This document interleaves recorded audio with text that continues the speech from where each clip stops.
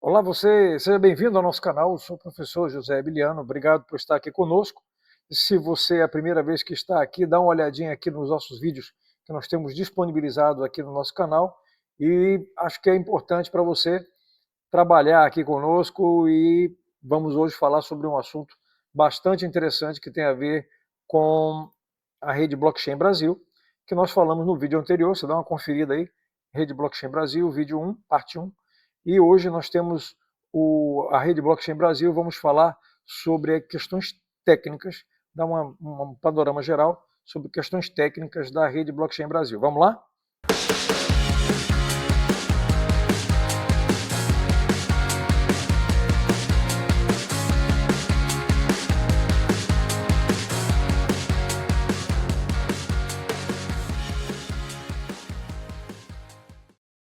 É isso, seja bem-vindo ao nosso canal. E vamos falar de uma parte bacana, uma parte que eu gosto, que é justamente a questão técnica da rede Blockchain Brasil. Então, se você não viu o vídeo anterior, não sabe o que é rede Blockchain Brasil, dá uma conferida aqui embaixo, vê na nossa playlist a parte introdutória da rede Blockchain Brasil. Agora, nós vamos falar sobre questões de ordem técnica. Acho que é interessante já iniciar falando sobre o seguinte. A rede Blockchain Brasil, ela é uma rede que ela usa a tecnologia Hyperledger Bezo, tá? Ela tem um core que é desenvolvido em Java, e ela é composta por esses elementos aí. Uma blockchain do núcleo, né? Um core blockchain, uma máquina virtual, mecanismo de consenso, arquitetura de nós e o mecanismo de segurança. Então vamos ver como funciona cada uma delas aí, tá bom? Então nós temos aqui o nosso BNDES e o TCU como os nossos fundadores, os patronos aí da minha rede Blockchain Brasil. E aqui eu tenho os nossos nós, que são chamados nós validadores, nós escritores, nós observadores. Os nós validadores, como o próprio nome já fala, eles contribuem para a validação, que no caso da rede compatível com Ethereum a gente chama de validador, né? Ela não faz mineração por esforço, proof of work, então eles são validadores, tá? Eu tenho nós que são escritores, são nós que têm permissão para escrever na blockchain, e nós observadores, onde nós, a gente, né, nós desenvolvedores, possivelmente vamos trabalhar aqui nessa camada, desenvolvendo aplicações descentralizadas, as nossas dApps, que vão interagir com a blockchain por conta desses nós observadores. Essa infraestrutura é uma infraestrutura provida pelo SERPRO e outros órgãos do governo federal, particularmente o SERPRO e seus órgãos de processamento estaduais, né, ligando o Brasil inteiro por meio de blocos. Tá? Então, aqui eu tenho nessa ilustração os smart contracts como elemento componente do ecossistema, as APIs e conexão com dispositivos ou sistemas legados. Claro, a pilha técnica, né, o tech stack da rede Blockchain Brasil, ela é composta por Hyperledger Bezo e utiliza um consenso QBFT distribuído, né? Tem permissionamento, ou seja, para que alguém possa escrever na blockchain, eu tenho um QoS, que é conhecer o seu a pessoa que vai escrever, né, o sender, QoS, que eu vou falar sobre ele adiante, e eu tenho permissionamento, aqui está aqui o QoS, quer dizer, o Know Your Sender, saber quem é que está publicando efetivamente um dado ou informação ou uma transação na blockchain, ok? Bom, o nosso core blockchain, vamos falar inicialmente sobre ele é composto basicamente de software e contratos inteligentes, quer dizer, utiliza a filosofia toda do ecossistema da Ethereum, né? Então, existem máquinas que fazem funcionar uma virtual machine, e ela utiliza o Hyperledger Bezo, ou Bezo, que é o cliente principal escrito em Java. Tá? Então ele é código aberto e é muito focado no ambiente corporativo mantido pela Linux Foundation, tá? É a mesma base utilizada pelo Banco Central do Brasil no projeto do DREX, tá? Ele tem compatibilidade total com a Ethereum Virtual Machine, permite o uso das linguagens como Solidity e reaproveitamento de bibliotecas como OpenZeppelin e outras mais, que, além de ferramentas de desenvolvimento como Hard Hat, Foundry e outras inteligentes padrão de mercado. Tá? Então, para você que está fazendo curso na área de blockchain, já está trabalhando conosco aqui na Web3 Academy, ou está trabalhando já com desenvolvimento, com deploy aí de soluções para blockchain, então vai se sentir em casa plenamente aí com a adoção da blockchain Brasil, da rede blockchain Brasil, ok?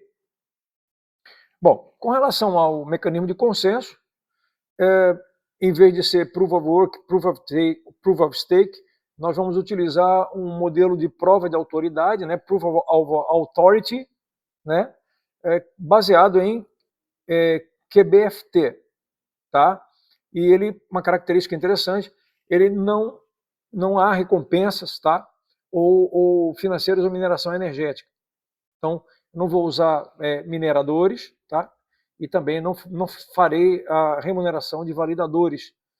Então, a rede ela mantém-se por recursos dos próprios partícipes da rede. Então, não há uma contrapartida financeira por parte de quem for fazer um deploy, por exemplo, de um smart contract na rede blockchain Brasil. Os tipos de nós, basicamente, são os nós validadores, os nós escritores e os nós observadores. Os nós validadores, eles fazem, como o nome já fala, eles validam, fazem parte do consenso e a criação dos blocos da blockchain. Eles são operados por entidades autorizadas, então não é qualquer empresa, não é qualquer prefeitura, qualquer órgão que vai ser, digamos assim, vai ter autoridade para instalar um nó validador. Só vão ser instalados nós, os devidamente autorizados pelo comitê gestor do grupo, da rede. Tá? Então, um determinado órgão federal, estadual, municipal que queira participar, deve submeter o seu interesse ao conselho, né, de administração do grupo, da rede, e aí, devidamente autorizado, ele vai receber as credenciais de acesso, tá bom? Então, essas entidades serão devidamente autorizadas. Esses nós validadores, eles implementam por software a regra de consenso do QBFT. Tá? Então, eles são responsáveis por criar cada bloco minerado aí do blockchain, tá bom?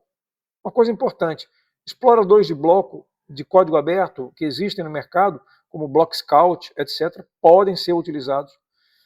Lá no GitHub da RBB existem lá uma série de manuaizinhos que vocês podem baixar e explicam como utilizar os mineradores de bloco. Nós vamos ter uma aula mais para frente mostrando isso na prática.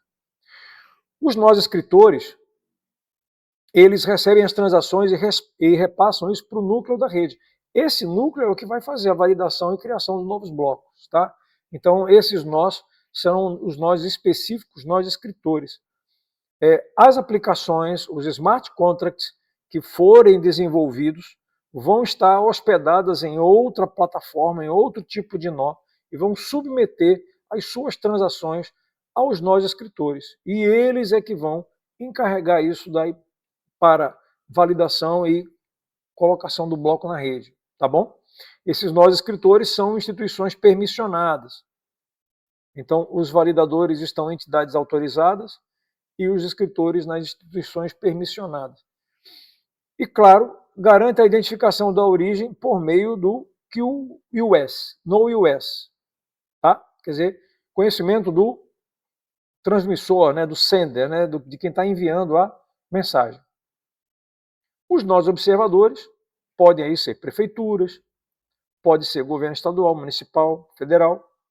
Eles vão fazer a leitura, qualquer cidadão também pode, claro, devidamente configurado, com seu endpoint configurado, com o acesso dos nós observadores, eles poderão conectar os nós observadores para fazer a leitura pública desses dados aí da blockchain. É aberto a qualquer pessoa ou entidade, e sustentam essa auditabilidade e verificação públicas. Ok?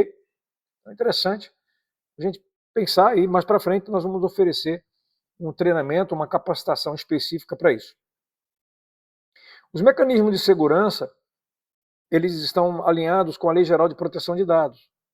E eu tenho todo aquele mecanismo de validação, hash, conexão de um bloco com outro para garantir uma sequência coerente de blocos de dados conectados. Agora, para não pesar sobre a rede, para que a rede não fique sobrecarregada, dados pessoais sensíveis, eles vão ficar off-chain, ou seja, permanecerão, como eu falei na aula passada, permanecerão dentro de uma plataforma Web 2. Então, ainda teremos, digamos assim,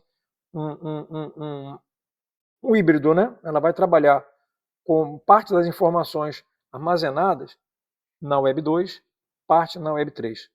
Vamos imaginar, por exemplo, que eu queira criar uma aplicação e aí eu quero credenciar a minha instituição ou empresa para trabalhar com isso.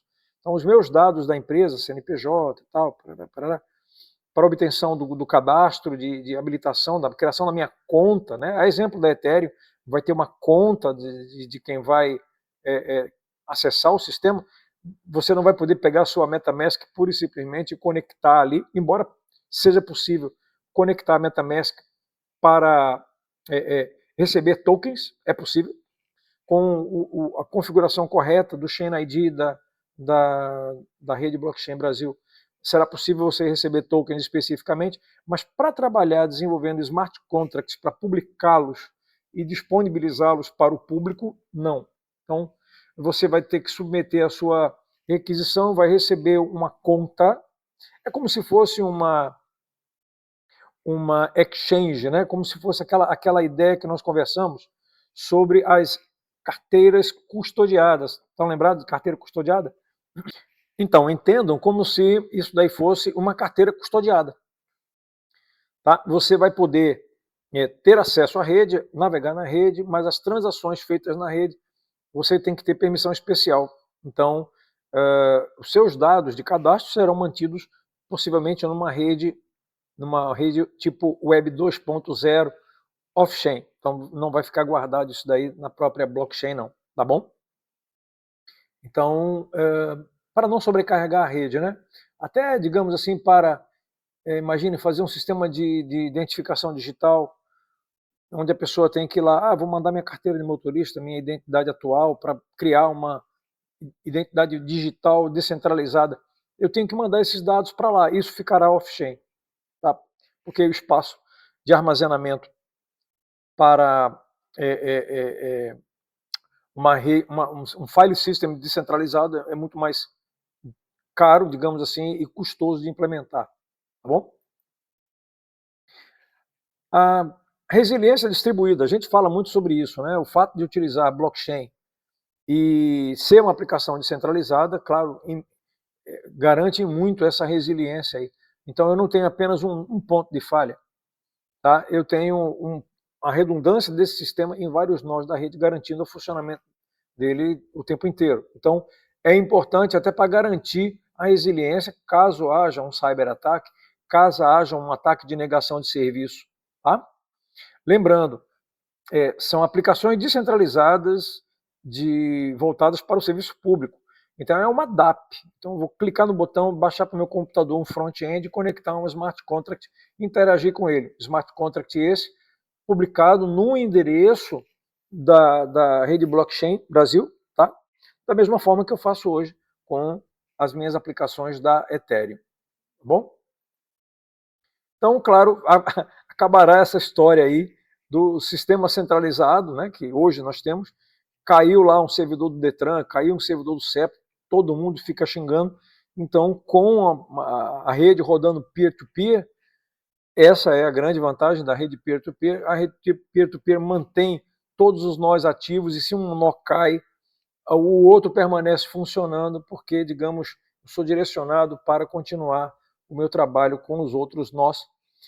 E isso é uma super vantagem quando a gente compara sistemas centralizados com sistemas distribuídos. Então, hoje, o modelo que nós usamos no Brasil é isso aqui para serviço público. servidor centralizado, quando ele cai todo mundo xinga, né? E quando eu terei daqui a pouco com nossa rede Blockchain Brasil caindo um nó, não tem problema, os outros nós assumem o controle e a aplicação continua funcionando. Essa é a grande vantagem, é isso que o governo federal quer e precisa. Bom, com relação ao tipo de rede, nós temos essa topologia de rede que aparece aí, tá bom? Basicamente é composto de... Basicamente eu tenho os nós satélites, tá? E os nós do núcleo da rede. Então aqui eu tenho meus nós satélites, com os quais eu interajo, e aqui eu tenho os nós do núcleo da rede, tá? Então eu terei aqui um nó, um nó de escrita, um nó de leitura, nós de inicialização e nós validadores. Então esses nós estão dentro daquelas instituições que eu comentei anteriormente, são responsáveis pela infraestrutura da rede, o SERPRO, Prodenge e tudo mais. Então eles fazem parte dessa estrutura do núcleo da rede. Os demais nós satélites são outros participantes que não são provedores de infraestrutura, eles vão, digamos, ofertar o acesso. E você está onde? Você está aqui nesse lado aqui. Nós vamos mostrar aqui no próximo slide. Vamos lá. Então, imagine você aqui, desenvolvedor, vai desenvolver uma aplicação descentralizada para uma determinada prefeitura. Então eu terei aqui um provedor de RPC, né, um Remote Procedure Call, devidamente configurado, e ele vai estar conectado, vai prover o acesso aos Writer Node, que é os nós de escrita. Esses nós de escrita vão comunicar com os Core Nodes, que são os nós centrais aí da aplicação. Os Observer Nodes, eles estarão públicos via RPC, eu posso usar um Block Scout ou um Chainless para explorar o bloco, ver as transações que foram realizadas ali pelo bloco via RPC. Isso aqui é público. Então, eu posso configurar o meu Block Scout para conectar a um nó observador desse e fazer a leitura, a exemplo do que se faz hoje com o Etherscan, por exemplo, ou Sepolia Etherscan também para a rede testnet, tá bom? Então, isso hoje já é possível, existe uma série de documentos e manuais disponíveis que você pode baixar e já ir dando uma olhada caso haja interesse. Perfeito? Conectividade. Então nós teremos ali os partícipes associados que vão conectar-se através de nós, de conexão aos nós. E essas conexões vão seguir essas regras aí. Entre nós validadores, eu vou usar um IP estático. Então vou configurar lá no Prodenge, vou configurar lá no SERPRO os nós validadores com um IP estático. E entre os nós de inicialização, ou boot nodes, eu vou usar um peer-to-peer inicializador com UDP, né, o protocolo UDP. Entre nós escritores, também o previsto é a adoção de IP fixo.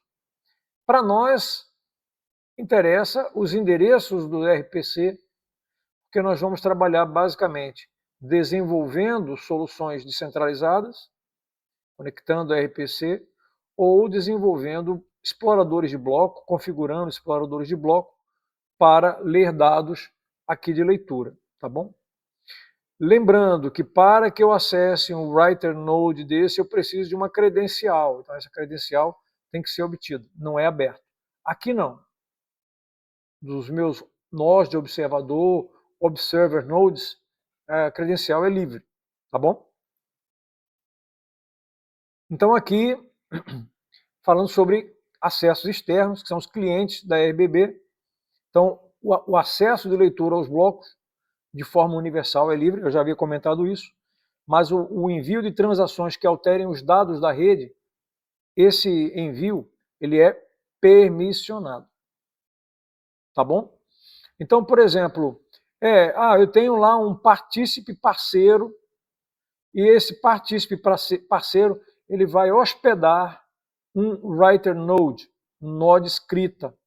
Então ele vai ser, digamos assim, inicializado por um boot node e vai se comunicar com o nodo partícipe associado, tá? Esse associado ele é parte da infraestrutura. E aqui os usuários poderão, utilizando o MetaMask ou aplicações centralizadas, devidamente autorizadas, né, desenvolvidas de acordo com as permissões cedidas aí pelos partícipes parceiros, ele vai poder escrever as suas aplicações, sejam elas aplicações descentralizadas ou poderão utilizar carteiras MetaMask, vão interagir com esses write nodes, já que eles vão alterar o estado da rede em função do que está lá nos seus smart contracts, tá bom? Para os usuários externos que não vão inserir dados na blockchain, eles pura e simplesmente conectam aos nós observadores e pronto, poderão observar as transações que forem realizadas entre os devidos parceiros. Lembrando que na RBB não existe o anonimato. Não existe o anonimato.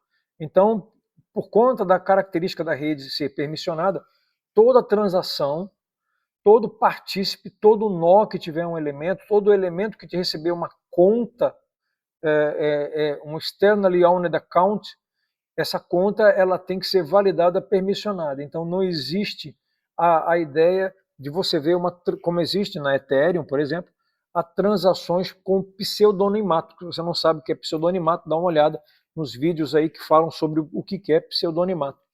Então aí eu não terei o pseudonimato, eu terei sempre associado a uma conta, eu terei sempre associado um parceiro, ou uma prefeitura, ou um hospital, ou uma clínica, ou uma secretaria. Ela vai estar com a conta de blockchain dela, com a conta custodiada dela, e ela estará plenamente identificada. Então não tem como dizer que eu não sei quem é que está enviando um valor de uma carteira para outra. Não, tem como saber, porque tudo isso daí será registrado e auditável. Perfeito? Então essa ideia é bastante interessante. Uma terceira forma de acesso, nós vimos aqui, se você é desenvolvedor de uma solução, se você é desenvolvedor de uma solução, de uma prefeitura, de um órgão do governo, município, e você vai comunicar aqui com um nó partícipe parceiro, mas pode ser que o seu partícipe parceiro também disponibilize uma aplicaçãozinha back-end com uma API. Então você também tem o acesso via API, tanto a API do partícipe parceiro quanto do partícipe associado. Tá? Agora, uma coisa interessante, não é livre acesso, como aparece aqui a conexão ao nó observador. Então, essas aplicações via API, a API é registrada e digamos assim, linkado ao utilizador da API com a plataforma que vai fazer uso dessa API. Tá? Então, não existirá aí o acesso anônimo à plataforma via API. O repositório do GitHub, para quem se interessar, está lá disponível, github.com/rbnet/rbb, tem um monte de coisas lá. Então aqui vamos ver como que é a nossa... Vamos ver aqui a nossa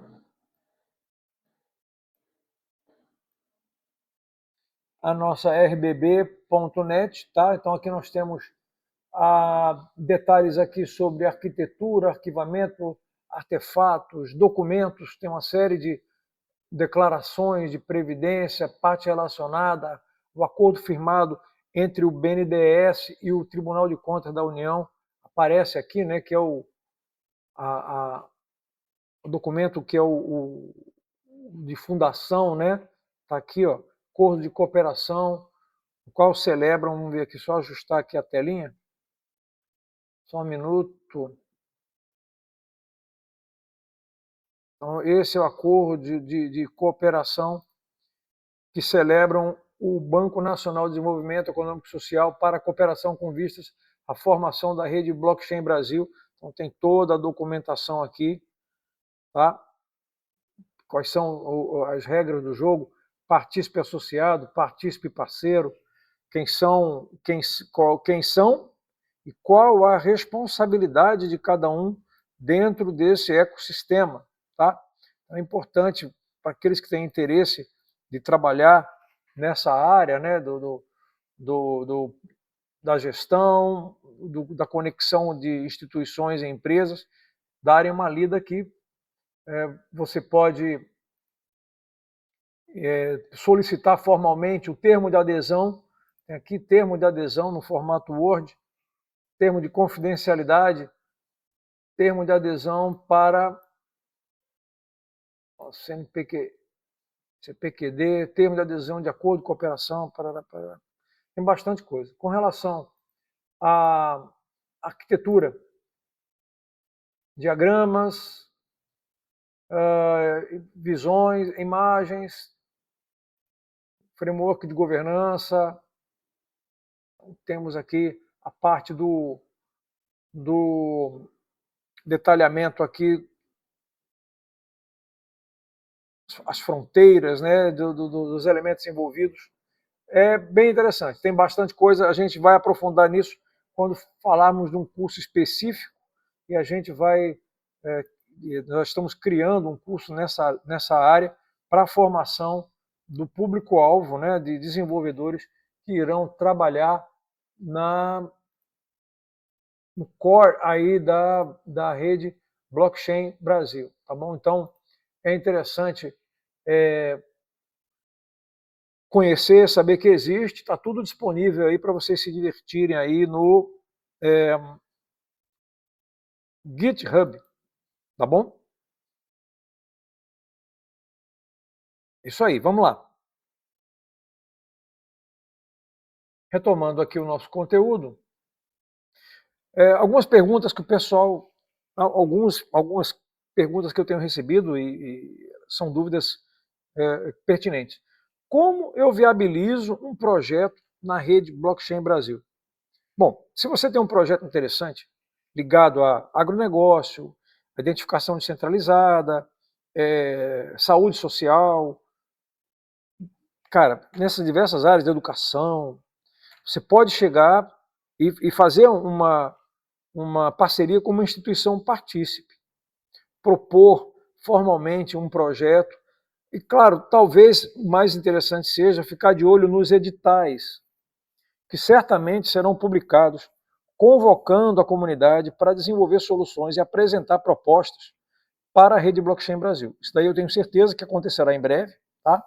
E esses editais com certeza vão chamar bastante gente, captar bastante gente.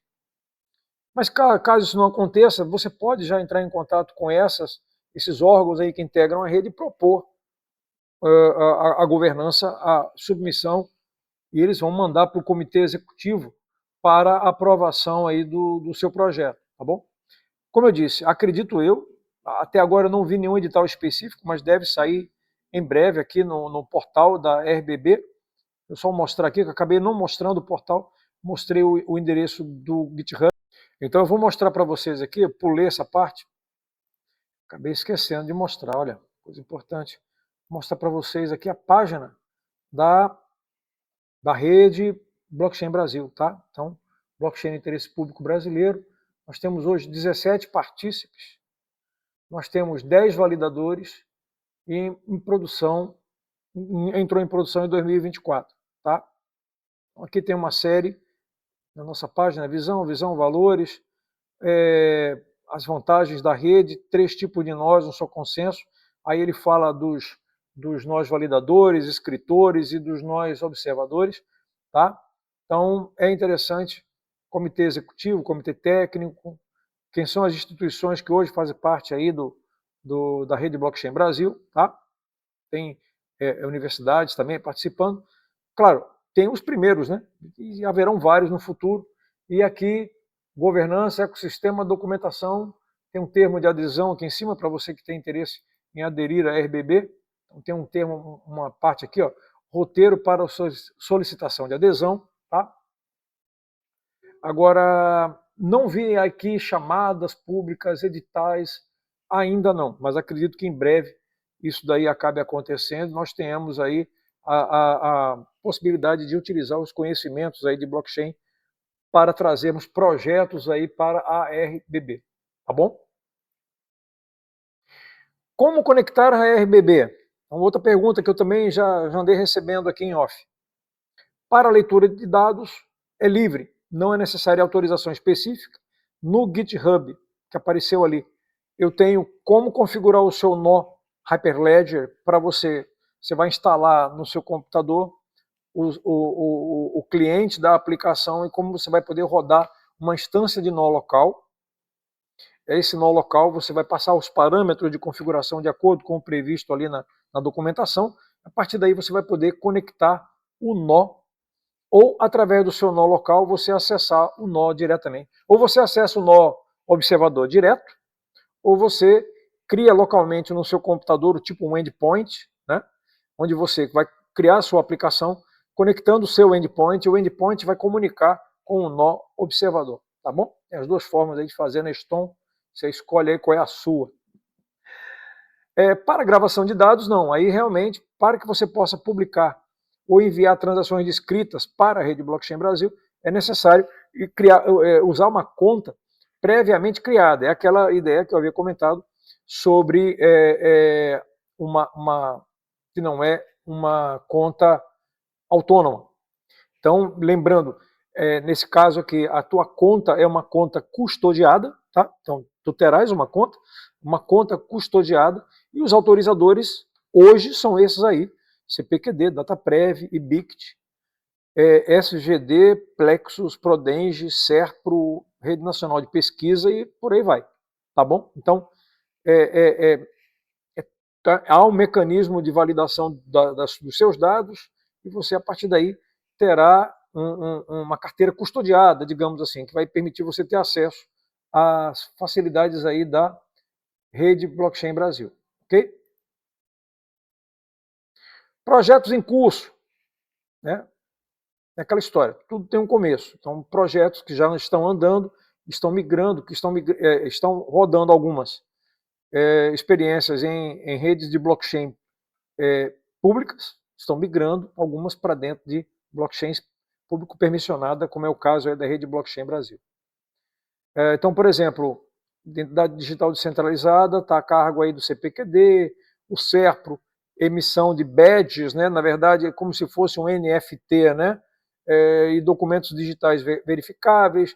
O IBICT está com um projeto chamado DARK, que é identificadores aí para projetos, para documentos de projeto de pesquisa, e o Instituto Plexus com a sua moeda social Aratu, também é um projeto que está sendo conduzido. Há incentivos financeiros ou contrapartida aos participantes do projeto? Bom, diferentemente do que existe hoje com Ethereum, blockchain, né, da Ethereum e tudo mais, onde você pode instalar um nó e receber por nós validados, de acordo com o seu validador, de acordo com o seu Proof of Stake, né, Proof of Stake, no caso da Ethereum. Aqui é Proof of Authority, quer dizer, você será validador se você tiver autoridade para isso, não pura e simplesmente se você detiver tokens ou moedas, ou no caso de um Proof of Work, para mineração de Bitcoin, se você tiver um hardware potente, aí você é o cara que manda. Aqui não, aqui você vai mandar, você vai validar, se você tiver autorização para isso, tá bom? Então, não há pagamento de criptomoedas ou tokens nativos para pagar taxas ou gas fees aos validadores, tá? Entende-se que o próprio incentivo é o uso compartilhado da infraestrutura e dos recursos disponibilizados. Estuda-se, fala-se, na verdade, na possibilidade de remunerar, de alguma forma, através de benefícios concedidos por meio de tokens, para aqueles que são autônomos ou que estão com pequenas empresas e que tenham interesse em entrar nisso daí para o custeio das plataformas, custeio da manutenção dos seus nós. Tá? Então, são questões que estão sendo, aos poucos, levadas à discussão e vão avançando conforme a demanda. A governança da RBB, ela tem basicamente a categoria dos membros, né, que são os patronos, os fundadores, que basicamente são BNDES e TCU, que têm direito a veto, os associados, que são os demais, tá? Ajudam no consenso, eles podem votar, e os parceiros. Os parceiros, lembrando, eles podem ter um nó criado que enviam para nós escritores, que vão mandar para os validadores, e aí sim os validadores vão colocar no bloco, tá bom? Dentro dos comitês, tem essa estrutura entre comitês executivos e comitê técnico, que trabalha aí com a parte de operação e monitoramento da plataforma.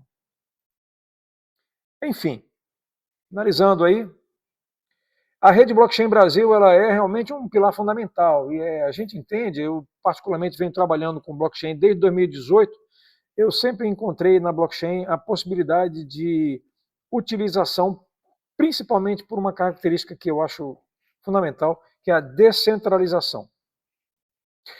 No caso, a blockchain, estou falando de um modo geral, tá? Não estou falando especificamente da rede Blockchain Brasil. Eu acredito no poder da descentralização, uma crença pessoal, no instante em que eu tenho todos nós como donos de nós ou os utilizadores de nós que compartilham dados de uma determinada aplicação descentralizada. A exemplo da época do Emule, Dremule, Kazaa, onde a gente tinha o poder de compartilhar músicas e arquivos na internet e documentos também naquela época de forma descentralizada, eu entendo ainda hoje que a descentralização é o que faz força, é o que é importante. Tá? E claro, quando a gente vê o governo federal adotando, né, ou pelo menos instituições públicas incentivadas pelo governo federal, adotando a rede Blockchain Brasil como uma solução de blockchain a nível nacional, a gente fica muito feliz e acredita, depois de tanto tempo aí de luta, né, desde 2018 para cá, finalmente a gente vê isso ganhando corpo, é algo que realmente nos recompensa. Então, acredita-se que a blockchain seja a base de um pilar de transformação para a modernização digital, tá bom? Graças a essa estrutura de alta disponibilidade, pública, segura, descentralizada, acredita-se que a rede Blockchain Brasil realmente trará bons frutos, tá bom? Até porque os gastos são mínimos comparados com outras soluções de ordem centralizada. É importante a gente pensar, para nós que somos desenvolvedores nessa área, a importância da rede Blockchain Brasil, porque ela abre um campo de um mercado de trabalho. Ela inaugura uma nova era na geração de empregos e de oportunidades para desenvolvedores. Então é muito importante para você que é entusiasta, quer aprender coisa nova, entra aqui no nosso canal, assiste os vídeos, não é curso, você não vai pagar nada por isso, gratuito, você vai aprender. E quem sabe acaba se interessando para fazer um curso que nós vamos oferecer posteriormente, cursos com certificado, e você acaba se capacitando e de repente trabalhando aí no crescimento e na expansão da rede Blockchain Brasil, tá bom?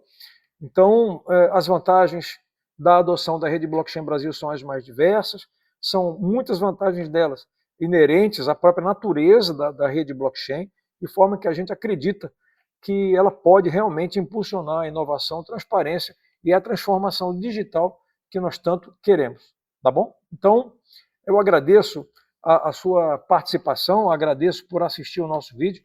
Então, ative aí as notificações aí no sininho, veja as aulas, pergunte, dê sugestões, comentários que a gente responde.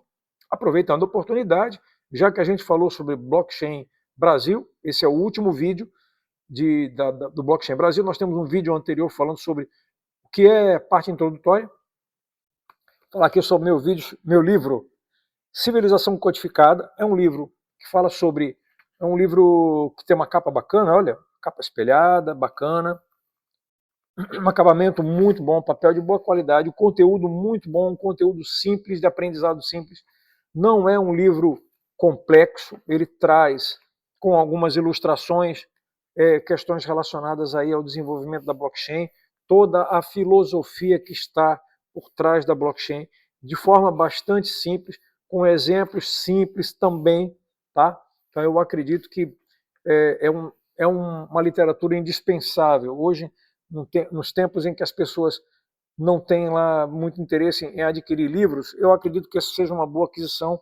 Você pode comprar no link que nós vamos colocar aqui no rodapé do nosso vídeo. Você pode adquirir pela Amazon, pode adquirir também pela própria editora, diretamente vai receber na sua casa. A edição na faixa aí de R$ 40, não é um custo muito elevado em relação ao que ela proporciona, tanto de prazer de leitura quanto de conhecimento. Tá bom? Obrigado por estar conosco, obrigado por assistir o nosso vídeo. E se você gostou, passe esse vídeo adiante, dê o like, dê o joinha, curta o canal, inscreva-se, divulgue para os seus amigos, porque a rede Blockchain Brasil veio e veio para ficar, assim como veio para ficar também a Web3 Academy Brasil, o seu canal para aprendizado de Web3, tá bom? Obrigado então e até a próxima aula. Até mais!